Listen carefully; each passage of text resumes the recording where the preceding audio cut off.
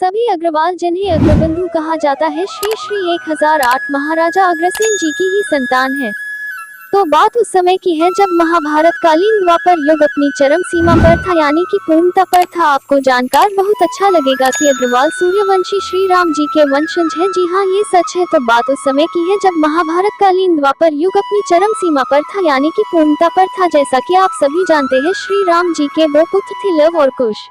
तो द्वापर अपने चरम पर था और कलयुग की शुरुआत होने वाली थी। श्री राम जी के पुत्र कुश की 34वीं पीढ़ी में महाराजा अग्रसेन जी का जन्म अश्विन शुक्ल एकम के दिन हुआ। यदि हम कैलेंडर की बात करें तो कालगणना के अनुसार विक्रम संवत आरंभ होने से भी 3130 वर्ष पहले, यानी कि आज से लगभग 5204 वर्ष पूर्व महाराजा अग्रसेन जी का अवतरण हुआ। उस समय प्रतापनगर के महाराजा वल्लभसेन थे और उनकी पत्नी का नाम भगवती देवी था। तो अश्विन शुक्ल एकम के दिन माता भगवती ने एक बड़े ही सुंदर पुत्र को जन्म दिया, जिसका नाम अग्रसेन रखा गया। यदि हम प्रतापनगर की वर्तमान लोकेशन की बात करें तो ये राजस्थान और हरियाणा के बीच सरस्वती नदी के किनारे स्थित था। महाराजा वल्लभसेन यानी कि अग्रसेन जी के पिता बालक अग्रसेन को शिक्षा प्राप्ति के लिए मुनि तांडल्य के आश्रम लेकर गए और वही अग्रसेन जी की शिक्षा दीक्षा पूर्ण हुई। यहीं पर अग्रसेन जी ने एक अच्छे शासक बनने के सभी गुण ग्रहण किए। कहते हैं कि मात्र 15 वर्ष की आयु में महाराजा वल्लभसेन जी युवा अग्रसेन को अपने साथ महाभारत के युद्ध में पांडवों के पक्ष में युद्ध लड़ने के लिए लेकर गए थे। इसी युद्ध के दौरान महाराज वल्लभसेन युद्ध में भीष्म पितामह के बाणों से वीरगति को प्राप्त हो गए।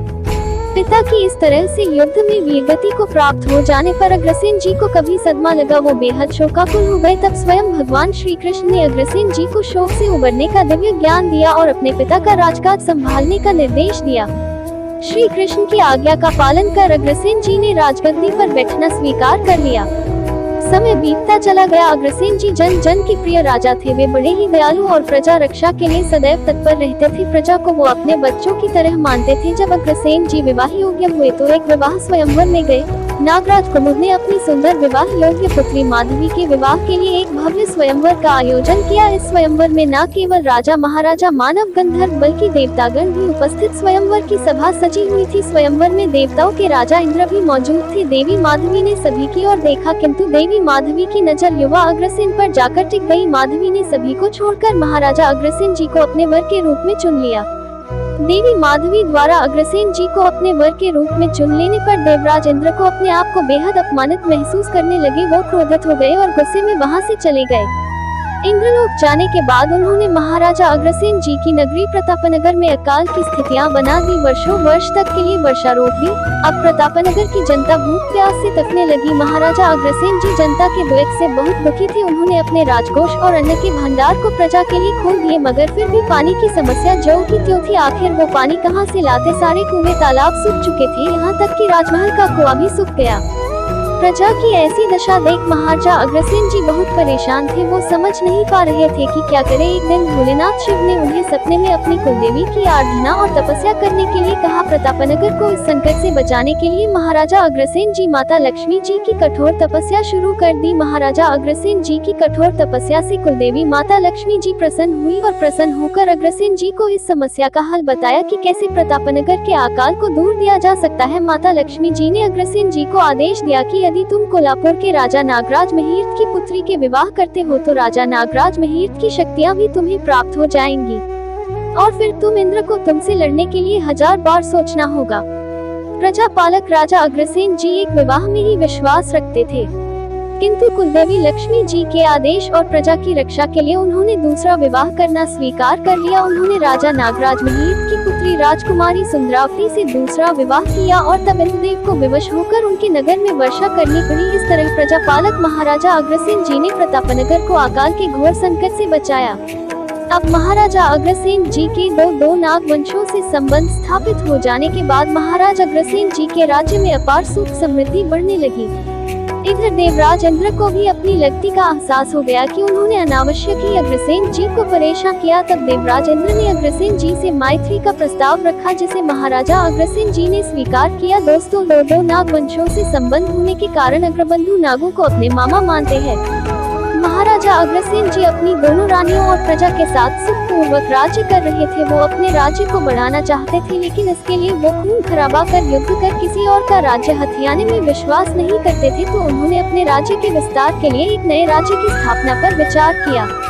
तब महाराजा अग्रसेन जी ने अपने नए राज्य की स्थापना के लिए रानी माधवी को अपने साथ लिया और पूरे राज्य का भ्रमण करने लगे। भ्रमण करते हुए वो जंगल की और निकाल पड़े। जंगल में एक जगह उन्होंने एक शेरनी को शावक को जन्म देते देखा। उस समय महाराजा अग्रसेन जी हाथी पर सवार थे। शेरनी के शावक ने महाराजा अग्रसेन के हाथी को अपनी माँ के लिए संकट समझकर हाथी पर छलांग लगा दी, मगर वो शावक कुछ कर नहीं पाया। महाराजा अग्रसेन जी ने उन्हें सुरक्षित जाने दिया। महल में जाकर महाराजा अग्रसेन जी ने इस घटना को ऋषि मुनियों और ज्योतिषियों को बताया और उनकी सलाह पर वहीं पर अपने नए राज्य की नींव रखी, जहां शेरनी ने शावक को जन्म दिया। महाराजा अग्रसेन जी ने अपने नए राज्य का नाम अग्रयगन या अग्रोदे रखा। जिस जगह पर उस शेरनी ने शावक को जन्म दिया, उस जगह पर अग्रोहा शहर की स्थापना की गई। अग्रोहा को अग्रोदे की राजधानी बनाया गया। अग्रोहा वर्तमान में अग्रवालों का तीर्थ स्थान है, जो आज के हरियाणा के हिसार के पास है। ये स्थान अग्रवाल समाज के लिए 5वें धाम के माना जाता है। यहाँ अग्रोहा विकास ट्रस्ट के द्वारा बहुत सुंदर मंदिर बनाया गया है। धीरे धीरे अग्रसेन जी ने अपने राज्य को 18 गणों में विभाजित कर दिया और एक विशाल राज्य की स्थापना कर दी। एक दिन महर्षि गर्ग ने महाराजा अग्रसेन को सभी 18 गणाधिपतियों के साथ 18 यज्ञ करने का सुझाव दिया। महाराजा अग्रसेन जी ने महर्षि गर्ग के सुझावानुसार 18 यज्ञ की सहमति दे दी और यज्ञ शुरू किए गए। प्रथम यज्ञ को संपन्न कराने के लिए महर्षि गर्ग स्वयं पुरोहित बने। तब उन्होंने अग्रसेन जी के सबसे बड़े राजकुमार विभु को दीक्षित किया और राजकुमार विभु को गर्ग गोत्र से मंत्रित किया और इस प्रकार से महाराजा अग्रसेन जी के 17.5 गोत्रों का निर्माण हुआ। अब आप कहेंगे ये 17.5 गोत्रों का क्या चक्कर है, तो चलिए कथा को आगे बढ़ाते हैं, सब समझ में जा जाएगा। तो कुल 18 यज्ञ किए जाने थे, जिनमें से 17 यज्ञ पूर्ण हो चुके थे। 18वें यज्ञ में जीवित घोड़े की बलि दी जानी थी और जिस समय 18वें यज्ञ में जीवित घोड़े की बलि दी जा रही थी, महाराजा अग्रसेन जी ने घोड़े को तड़पता हुआ देखा लिया। घोड़े की ऐसी हालत देख अग्रसेन जी को दया घृणा उत्पन्न हो गई। उन्होंने तत्काल ही यज्ञ को बीच में ही रोक दिया और उसी समय पूरे राज्य में घोषणा करा दी, आज से मेरे राज्य का कोई भी व्यक्ति यज्ञ में पशु बलि नहीं देगा, न ही इस राज्य में किसी भी पशु को मारा जाएगा और न ही किसी पशु का भक्षण किया जाएगा।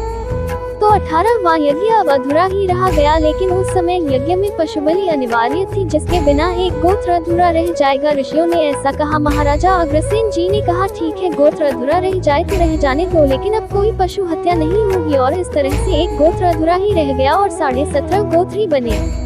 समय बीतता चला जा रहा था। एक बार अग्रोहा में अकाल पड़ गया, चारों ओर हाहाकार मचने लगा। तब एक रात में अग्रसेन जी वेश बदलकर अपने राज्य का भ्रमण कर रहे थे, तो अग्रोहा आ गए और एक घर की खिड़की में छुपकर देखने लगे कि वहाँ लोगों का क्या हाल है। उन्होंने देखा कि वहाँ सिर्फ 4 लोगों का खाना बना था। अचानक वहाँ एक सदस्य और आ गया, लेकिन खाने को अब और कुछ नहीं था। एक सदस्य आने पर भोजन की समस्या हो गई। महाराजा अग्रसेन जी को उत्सुकता होने लगी कि अब क्या होगा। तभी परिवार के मुखिया ने सभी सदस्यों की थालियों में से थोड़ा थोड़ा भोजन निकालकर एक 5वीं थाली और बना दी। 5वें सदस्य के भोजन की समस्या दूर हो गई। महाराजा अग्रसेन जी इस घटना से बहुत प्रभावित हुए। तब उन्होंने 1 ईंट और 1 रुपया के सिद्धांत की घोषणा की। इस सिद्धांत के अनुसार उनके राज्य में नगर में कहीं से भी आने वाले हर नए परिवार को पूरे नगर में रहने वाले हर परिवार की ओर से 1 ईंट और 1 रुपया दिया जाएगा और इस तरह प्राप्त ईंटों से वो परिवार अपने घर का निर्माण नगर में आसानी करे एवं प्राप्त रुपयों से व्यापार करे। महाराजा अग्रसेन जी ने 108 वर्षों तक सुखपूर्वक बिना कोई युद्ध के खून खराबा के अपने राज्य का विस्तार किया और राज किया।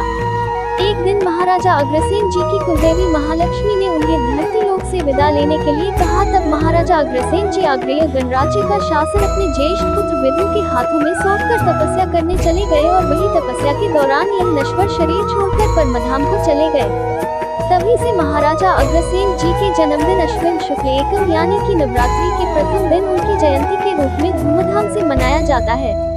आज भी महाराजा अग्रसेन जी को पूजा जाता है। न केवल अग्रवालों द्वारा बल्कि अन्य कई जातियों के लोगों द्वारा भी अग्रसेन जी को पूजा जाता है। कहते हैं कि अग्रसेन जी आज भी सभी की रक्षा के लिए तत्पर है। प्रेम से बोलिए जय श्री अग्रसेन जी महाराज की। महाराजा अग्रसेन जी की जीवन गाथा आपको अच्छी लगी हो तो कमेंट जरूर करें।